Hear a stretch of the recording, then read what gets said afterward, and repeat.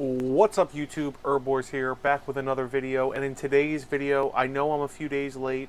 I want to make a reaction video to the Evercade Showcase Volume 1. So, they had a nice big showcase, I think it was last Wednesday, and today's Sunday, so I know I'm a few days late, but they made some pretty good announcements, and I wanted to just talk to you guys and just tell you what I was thinking about it.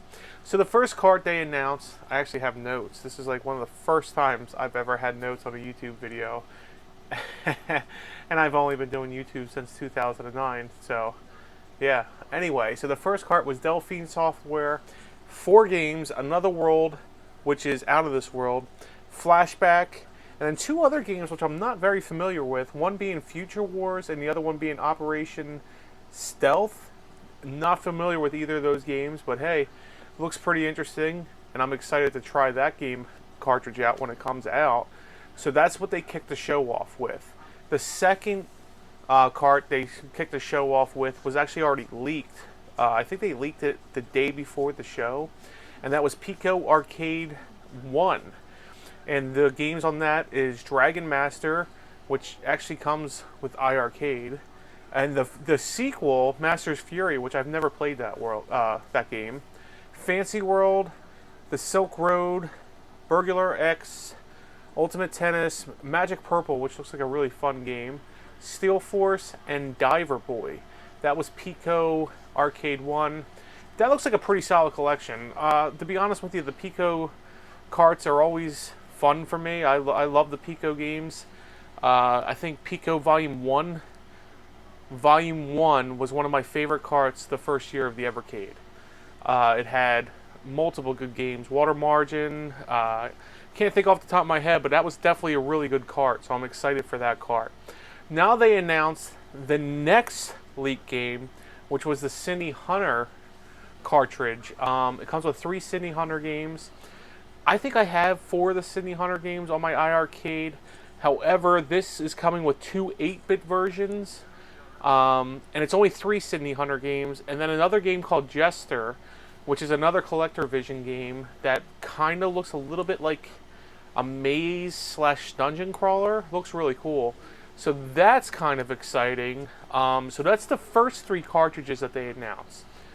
The next cartridge is a lot bigger of a deal than I think people realize.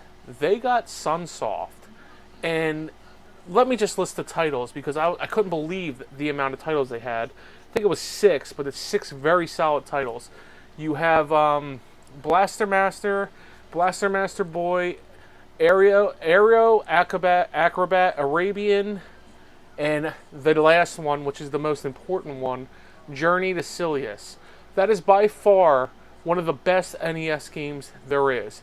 It has one of the best, I will say this, in the top 10, maybe even top 5 best intro music on an NES cartridge. That game is literally one of the best games. It was meant to be a Terminator game. They lost the license. It became Journey to Silius. So the people that never experienced that game, I'm very excited for them because they're going to be able to play one of the best NES games. And the fact that they got Sunsoft, that's huge. I mean, they could, well, I don't know if they could go after Batman because that would be getting a DC license as well. But man, Sunsoft has some really killer games, and I'm really excited to see what the future holds with that. So next, the show is continuing. They're just going over their achievements over the past few years, and then all of a sudden you hear Duke Nukem's voice, and I was like, no way. But they blew it out of the park even more. See, they showed Duke Nukem, I think they showed the 3D games first. I can't remember because I was just like so in awe. But they're redoing Duke Nukem 1 and 2, which is really fucking awesome because I never got to play those games because I think they were MS-DOS games. And I think not only are they remastering those games, which I know they are, but I believe, I haven't watched it again, but I believe the video said something about playing the original versions of the games as well. 2 different cartridges. You have Duke Nukem 1 and 2 remastered, plus Duke Nukem 3D on the first cartridge. The second cartridge has Land of Babes, Time to Kill, and Duke Nukem Advance. And that was killer. I was like, wow. I gotta be honest, I wasn't expecting much out of this show. And when I watched that and I saw Duke Nukem, dude, I was super excited. I was like, this is gonna be badass. But then they go and they show a console, a VS console of a. They're calling it the Atomic Console VS. It's not the official Duke Nukem console. It's just called the Atomic Console, and I believe it's limited to 2,000 consoles. And it comes. It looks really cool. It's like a gray and yellow, and it has like biohazard stuff on it. And I don't need it. I know I don't need it because I already have a VS, and I have two VSs actually. I have the white one and the Founders, but I picked it up because I want it because it's the limited edition and it looks really cool. The controllers look awesome, and it's pretty cheap. Plus, I had to use that Funstock Hero coupon, so I got 25% off. Was it 20 or 25% off?